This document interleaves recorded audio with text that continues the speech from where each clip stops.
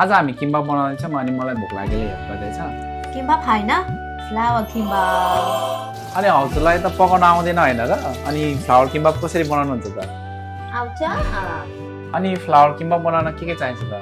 carrot साग अन्डा नोरी गोमा ताकुआन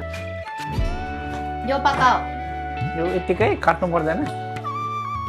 यो यत्तिकै नकाटी पकाउने साँच्ची नै पकाउन आउँछ अलिकति काटा यहाँ काट हो काट 진짜 यो पकाऊ यतिको हुन्छ मिठो मिठो के गरेको के गरेको क्यारोट तिमी आन्नुस्